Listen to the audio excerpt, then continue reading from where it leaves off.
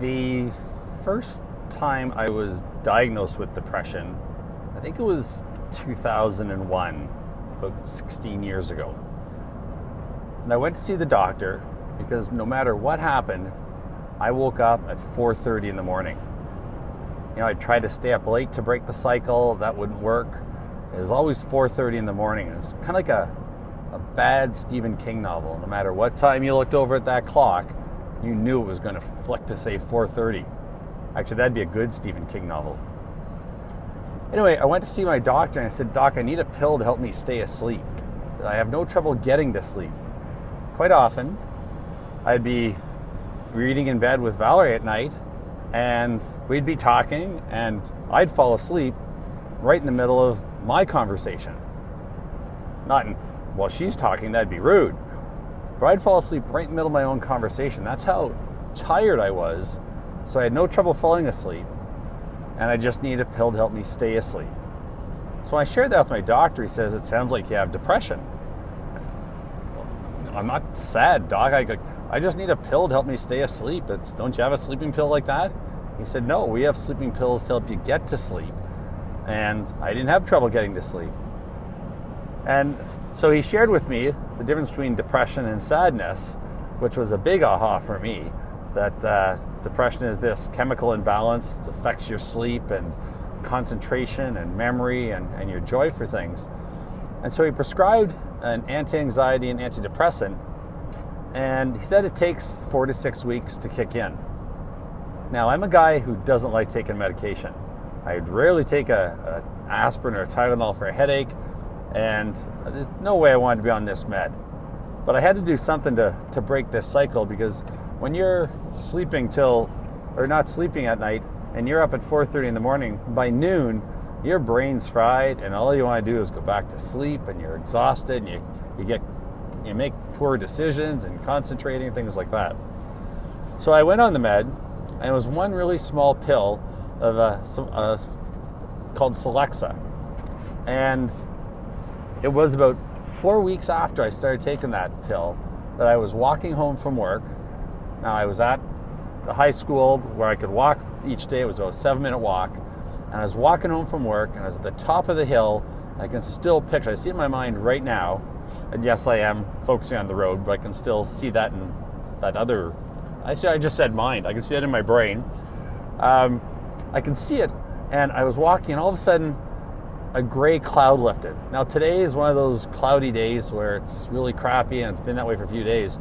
But it was a day like this, and all of a sudden, in my brain, that cloud lifted, and the sky was bluer, and the flowers had brighter colors, and the grass was greener, and my brain chemicals were depressed, and they lifted, and it was amazing how much better I felt. And that night, when I went to bed, I was able to sleep till the alarm went off at 6:30, and that was phenomenal. Hooray, I'm cured.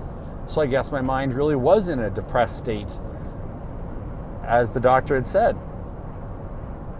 So I was still having trouble with memory, but at that time, I was close to my 40s, and I figured, when we get to 40s, we all have trouble with memory and fatigue as our day goes on. So I just thought that was normal getting old symptoms, having memory issues, concentration issues. Boy, was I wrong. That is not necessary. You can have a great brain right up until your 70s, 80s, 90s, as long as you keep exercising it, just like exercise your muscles. So I just kind of wrote off the problem that I was having memory issues. And I told the kids in my classes that, I had this thing called depression. I worked on it with the doctor, and I'm fine now, but I still have some trouble with names. And, if they wouldn't mind if I kind of look at them and don't get their name, if they just yell at their name. So, I'd be teaching a lesson, I'd want to call on someone, and I would just look at them, and if I didn't have the name, then I would get anxious and start sweating, and next thing you know, I'd be more stressed. But by telling the kids that, they would just yell at their name. So, John would yell at his name, which was awesome. What was kind of cool working with kids is there'd be time they'd yell at the name when I didn't even need them to. So I would just be about to ask John his name, and I know his name, and he yelled at John. And I think that's kind of cool that they were able to help me, even though in that case I would have got it okay.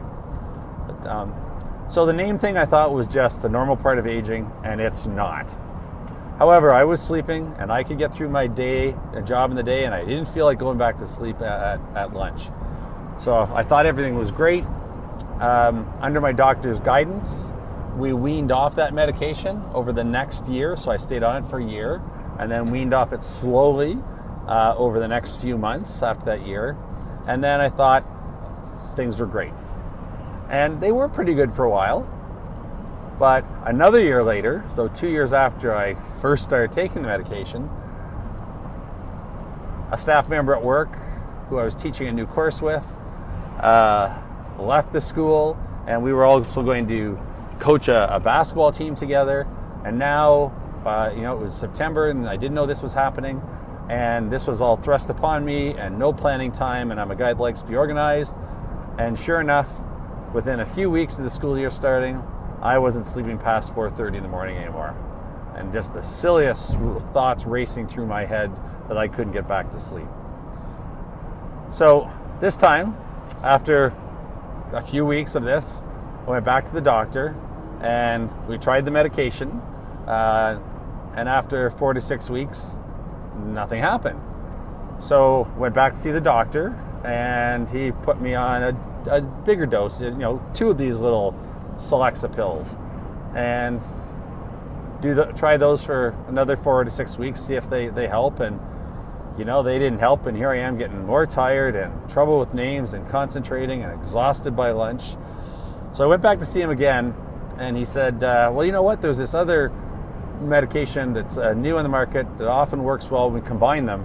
And I'm thinking, hold on here, I don't like taking medication in the first place. Now we've doubled a dose with no effect, and now we're going to add another one.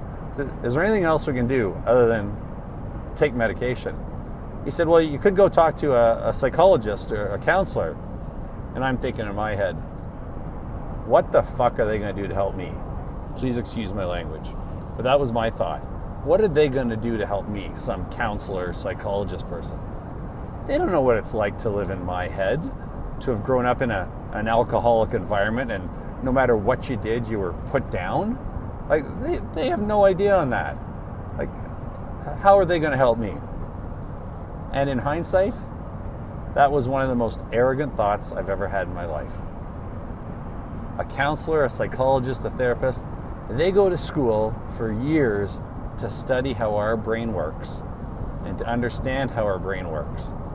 So they get what happens when the brain's under stress, anxiety, or angst for a long time, how it can get into this loop of not sleeping or not getting to sleep or staying asleep, and then turning into the loop of depression.